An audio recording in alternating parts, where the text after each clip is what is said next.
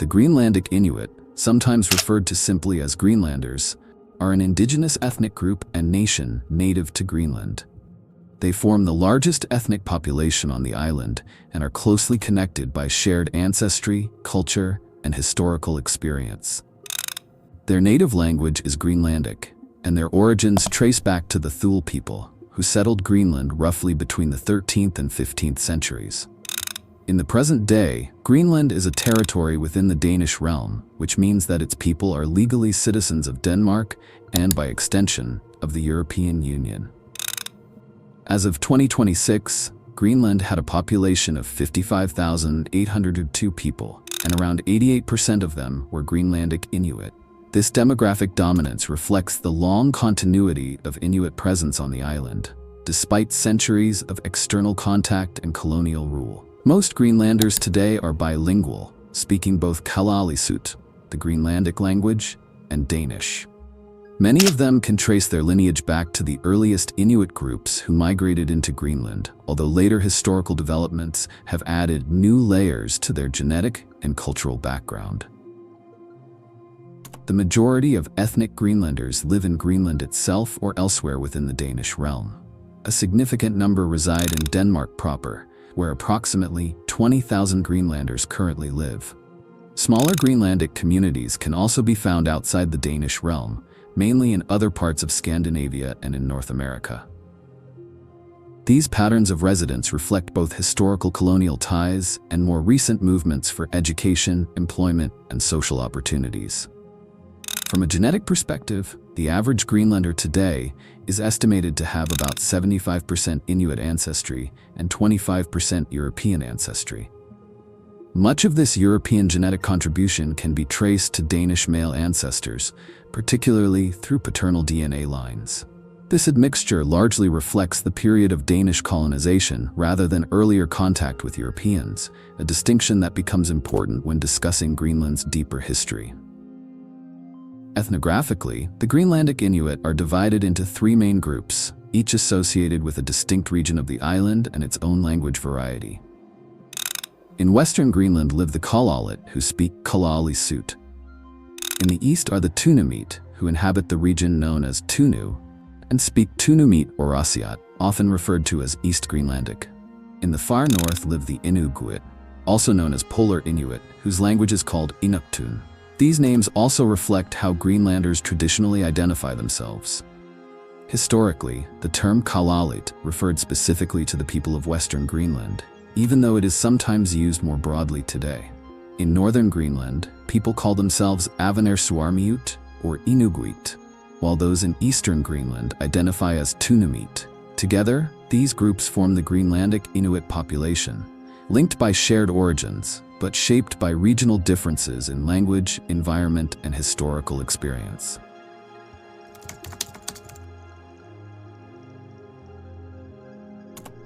The prehistory of Greenland is marked by a long sequence of human arrivals and disappearances, shaped by the island's extreme climate and isolation. Over thousands of years, Greenland was settled repeatedly by groups known collectively as Paleo-Eskimos, who migrated from the Arctic archipelago north of the North American mainland.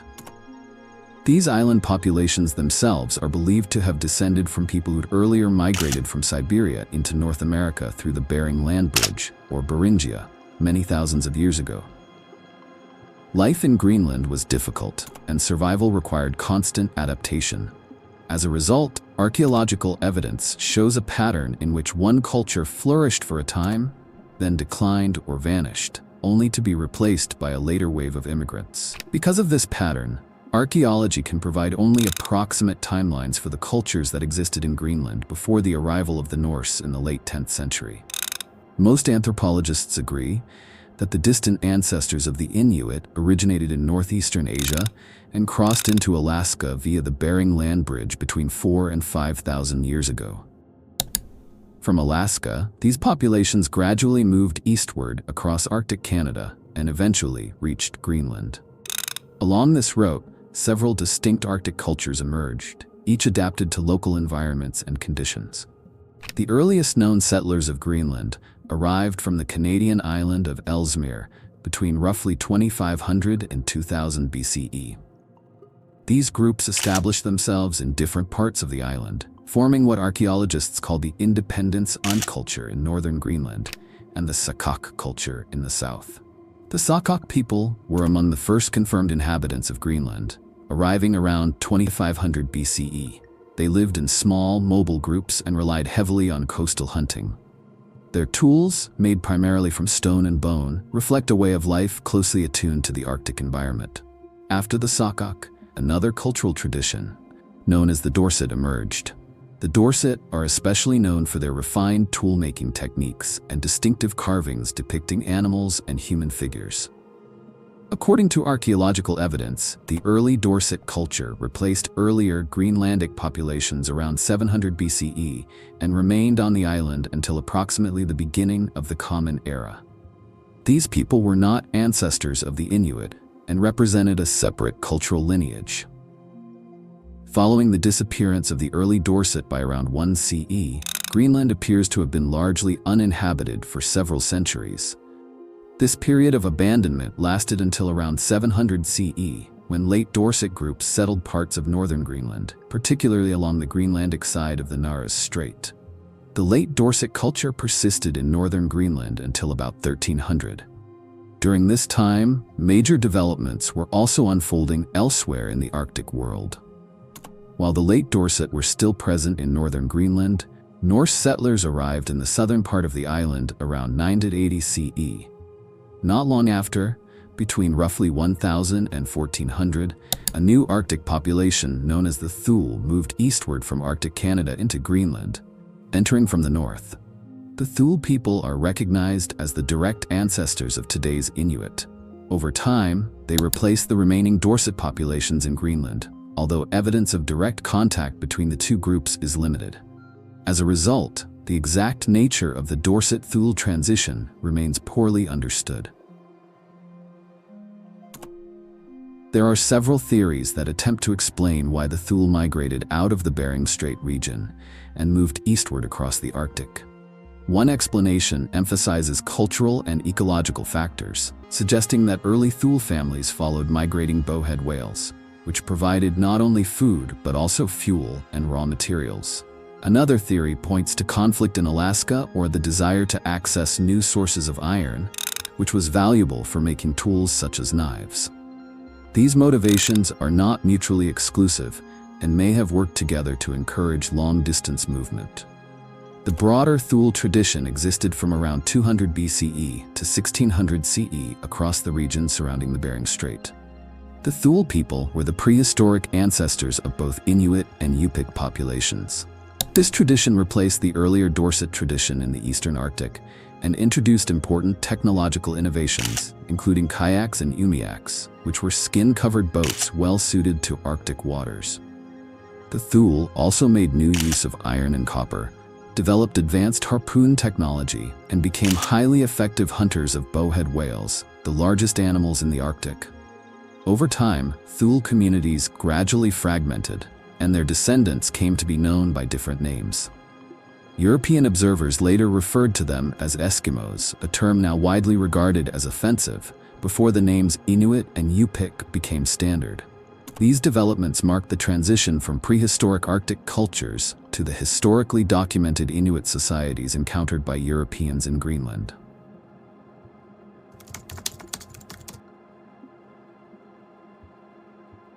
Europeans likely became aware of Greenland's existence toward the end of the 9th century. This awareness followed an accidental sighting by the Norse sailor Gunnbjorn Ulfsson, who was blown off course while sailing from Norway to Iceland and reportedly saw islands off the coast of Greenland. In the decades that followed, interest in these lands grew among Norse explorers. During the 980s, expeditions led by Erik the Red departed from Iceland and reached the southwestern coast of Greenland. His journey helped spark further exploration, including that of his son, Leif Erikson, who would later explore and name regions known as Helluland, Markland, and Vinland in North America. When the Norse began their westward expansion around 985, they encountered a Greenland that appeared largely uninhabited. According to the 12th century Icelandic chronicler Ari Thorgilsson, the settlers found traces of human presence, such as skin-covered boats, but no people. These remains are generally understood to belong to an Arctic culture known as the Dorset. By this time, the warmer conditions of the medieval warm period may have pushed the Dorset away from southern Greenland, contributing to their eventual disappearance within a few centuries. Archaeological evidence suggests that there was some degree of contact between the Norse and the Dorset, as Norse artifacts have been found at Dorset sites and Dorset objects at Norse locations. However, as the Dorset culture declined and disappeared, the Thule people, ancestors of today's Inuit, were moving southward into Greenland from the north. Over time, they expanded into regions closer to the Norse settlements, setting the stage for indirect and possibly limited encounters between these populations. The Norse referred to the indigenous peoples they encountered in Greenland and elsewhere in the North Atlantic as Skrælingjar. This term was also used for indigenous groups encountered during Norse voyages to mainland North America, including in Vinland. The exact meaning of Skrælingjar remains debated, but it is generally understood to have carried a derogatory connotation. By the 15th century, the Norse settlements in southern Greenland had disappeared. These communities had survived for roughly 450 to 500 years, from around 985 to between 1450 and 1500. Scholars have proposed many explanations for the collapse of Norse Greenland, and no single factor is considered decisive. Among the most frequently cited causes are gradual climate cooling, conflicts with Inuit groups, declining contact and support from Europe, and shifting economic conditions. Other contributing factors may have included new opportunities elsewhere in the North Atlantic following the Black Death, which left many farms abandoned in Iceland and Norway and encouraged migration. In addition, the European market for walrus ivory declined as ivory from Russian walruses and African elephants became more readily available. This reduced the economic viability of Greenland's walrus-based trade and may have forced overhunting, undermining the settlers' own survival. Modern historians and archaeologists tend to be skeptical of the idea that widespread violent conflict between the Norse and Inuit was a primary cause of the Norse collapse.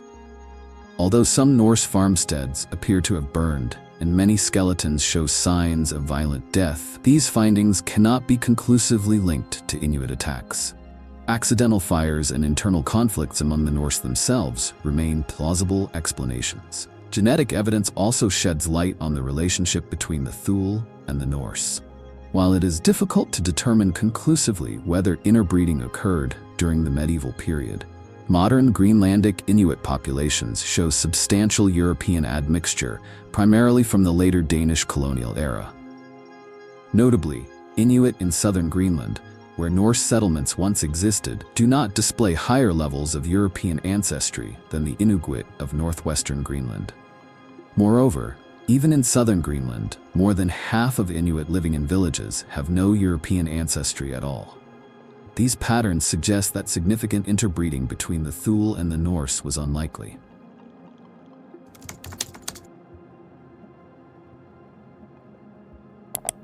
After Greenland had effectively vanished from European awareness following the collapse of the Norse settlements, it gradually re-entered European attention during the early modern period. In 1536, Norway, along with its North Atlantic territories, became part of the Danish realm. Although Denmark had no direct contact with Greenland for centuries, it was known in Copenhagen that the west coast of the island was inhabited by Inuit populations. This knowledge did not initially translate into systematic engagement, but sporadic encounters began to occur. As early as 1578, the English navigator Martin Frobisher kidnapped Inuit from Baffin Island during his search for raw materials and the Northwest Passage.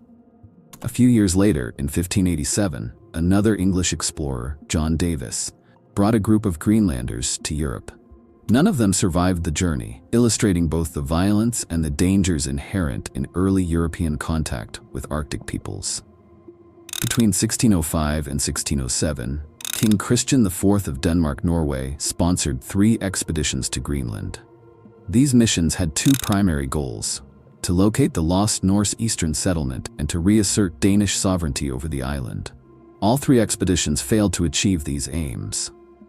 Their leaders lacked experience navigating Arctic ice and extreme weather, and they focused their searches on the east coast of Greenland, which was largely inaccessible at the time due to dense southward drifting sea ice. Despite these failures, Greenland began to reappear symbolically within the Danish state. In the 1660s, a polar bear was added to the Danish royal coat of arms. Around the same period, ships from Denmark, Norway, and other European powers increasingly traveled to Greenlandic waters to hunt bowhead whales. These voyages were economic in nature, and no formal attempt at recolonization was made at this stage. During the second half of the 17th century, whaling intensified. Dutch, German, French, Basque, and Dano-Norwegian ships operated in the pack ice off Greenland's east coast, regularly landing to trade with local Inuit and replenish supplies such as drinking water. Over time, however, the Danish crown sought to control this activity. Foreign trade was eventually prohibited under a Danish monopoly system, reflecting growing state interest in regulating access to Greenland's resources. A decisive shift occurred in the early 18th century with the involvement of missionary efforts. From 1711 to 1721, the Norwegian Lutheran cleric Hans Egede repeatedly petitioned King Frederick IV of Denmark for permission and funding to travel to Greenland. Egede believed that surviving Norse settlers might still be living there, possibly as Catholics or even as pagans, and he hoped to bring them into the Lutheran Reformation. The king ultimately approved Egede's mission and allowed him, along with Norwegian merchants, to establish the Bergen Greenland Company to revive trade. However, Frederick IV refused to grant the company a full monopoly, fearing that such a move would provoke Dutch whalers active in the region. Authority over the mission itself was transferred to the Royal Mission College, which provided limited financial support. When Egede arrived in Greenland, he found ruins of Norse settlements, but mistakenly believed them to be evidence of a still living Norse population. The mission struggled financially, suffered repeated harassment by Dutch traders, and achieved limited success in converting the Inuit, particularly the Kalaallit, to Christianity. In 1728, the Danish crown attempted to establish a formal royal colony under Major Claus Pars. This effort led to the founding of the settlement of Nuuk, then called Gotthab, meaning Good Hope. The project quickly turned into a disaster. Many of the soldiers mutinied, and scurvy killed a large portion of the settlers. In 1733, 2 Inuit children who had been sent to Copenhagen for the coronation of King Christian VI returned to Greenland carrying smallpox, triggering a devastating epidemic among the local population. That same ship also brought the first Moravian missionaries to Greenland. Hans Egede remained in the colony for 15 years, but by 1736 he left Greenland deeply disillusioned. The smallpox epidemic had killed most of the Inuit living near Gotthab, and theological disagreements with the Moravian missionaries further undermined his efforts. The Moravian Church, however, remained active in Greenland until 1900 and gained significant popularity among the Inuit, even as tensions persisted between Moravian and Lutheran missionaries. Around the same period, administrative control over the Greenland colony and its trade gradually shifted into the hands of merchants. Jacob Severin emerged as a key figure in this process. Having secured a substantial royal subsidy and a full trading monopoly from the Danish crown, Severin successfully defended Danish interests against Dutch competitors. In a series of confrontations between 1738 and 1739, known collectively as the Battle of Jakobshavn, Danish forces repelled Dutch ships and consolidated control over trade in Greenland. Hans Egede himself left the colony after the death of his wife, transferring responsibility for the Lutheran mission to his son, Poul Egede. Both father and son devoted significant effort to the study of the Greenlandic language, Kalaallisut, and published important works on it. Poul Egede, along with other missionaries sent by the Royal Mission College, such as Otto Fabricius, also carried out extensive studies of Greenland's flora, fauna, and climate. These scholarly activities contributed to European knowledge of the Arctic environment, even as daily life in Greenland remained shaped by severe ecological limits. Attempts to introduce European-style agriculture met with little success. While crops such as kale, lettuce, and certain herbs could be grown, repeated efforts to cultivate wheat or clover failed throughout Greenland. This severely restricted the ability to raise European livestock and reinforced Greenland's dependence on hunting and marine resources rather than farming.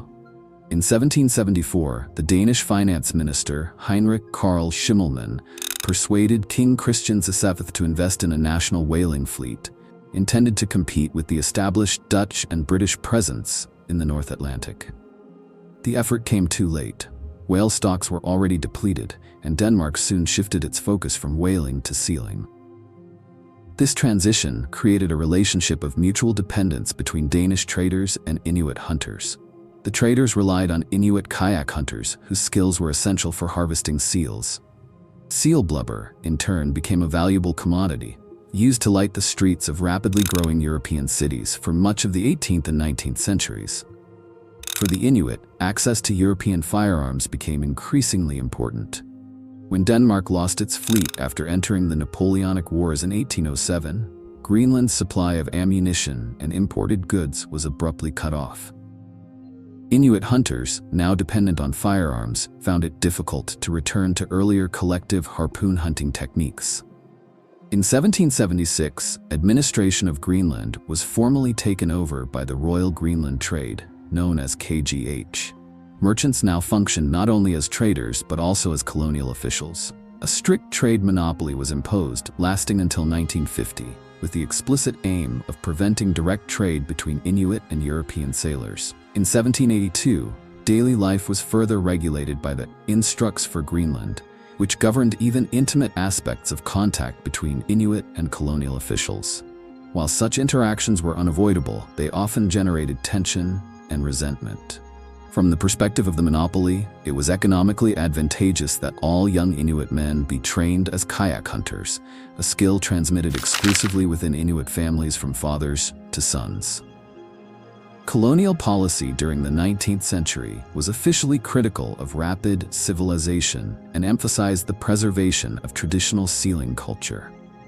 Greenlanders were deliberately shielded from what were considered harmful Western influences.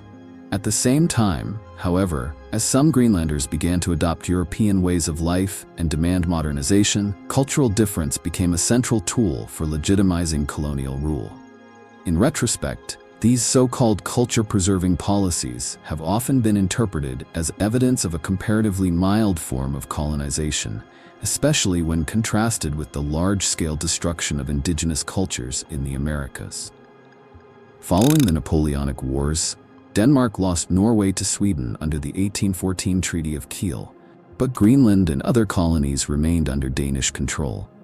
During the 19th century, Greenland attracted growing interest from polar explorers and scientists, including figures such as William Scoresby and Knud Rasmussen, who was himself born in Greenland. At the same time, Danish colonial involvement expanded beyond trade into broader administrative and scientific domains. In 1861, the first journal published in the Greenlandic language was founded. Despite this, Danish law continued to apply only to Danish settlers, not to Inuit populations. At the beginning of the 19th century, northern Greenland was still sparsely populated, with only scattered hunting communities. Over the course of that century, Inuit families migrated from British North America into northern Greenland, with the last such group arriving in 1864. Meanwhile, the northeastern coast became depopulated following the catastrophic Lakagigar volcanic eruption in Iceland in 1783. Toward the end of the 19th century, Danish traders increasingly criticized the trade monopoly, arguing that it kept Greenlanders locked into unprofitable subsistence practices and hindered the development of a potentially lucrative fishing industry. Many Greenlanders, however, viewed the monopoly as a stabilizing force that protected their livelihoods, particularly commercial whaling. Their limited contact with the outside world, almost entirely mediated by Danish settlers, reinforced this perception. Gradually, Danish investment shifted toward fishing, laying the groundwork for later economic change. The Greenlandic Inuit population fluctuated significantly over time. A smallpox epidemic in the 18th century reduced the population from about 8,000 to 6,000. By 1911, the population had grown to roughly 14,000, concentrated along the southern coast. Tuberculosis later caused another decline, but steady birth rates and the expansion of commercial fishing supported long-term recovery. By 1980, the population had reached approximately 41,000.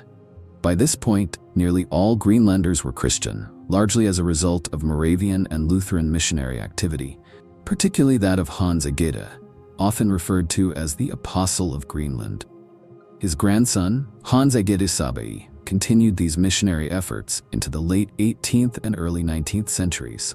In 1951, Danish authorities launched what became known as the Little Danes experiment. This social engineering project aimed to create a new Greenlandic elite by removing 22 children between the ages of 5 and 8 from their families and sending them to Denmark to be educated in Danish language and culture. The intention was that they would later return to Greenland and act as cultural intermediaries. Instead, the children were placed in foster homes or orphanages in Denmark and cut off from contact with their families. When 16 of them returned 2 years later, they were not reunited with their relatives, but placed in an orphanage in Greenland. Many never saw their families again, and the experience caused lasting harm to their mental health and cultural identity.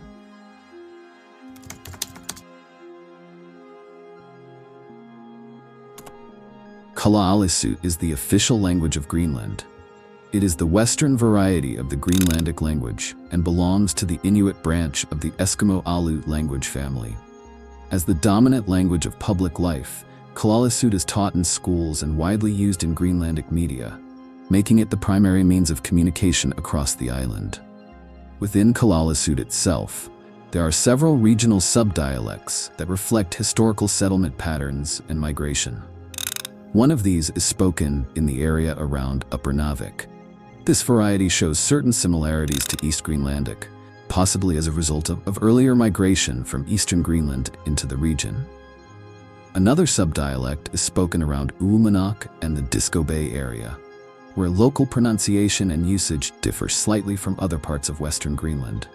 The standard form of Kalaallisut is based on the central dialect spoken in Sisimiut in the north, extending southward through Nuuk and as far as Maniitsoq. This central variety serves as the linguistic reference for education, administration, and media. In southern Greenland, particularly around Narsaq and Qaqortoq, southern Kalaallisut is spoken, maintaining its own distinct features within the broader language. Beyond Kalaallisut, other Inuit languages are spoken in Greenland.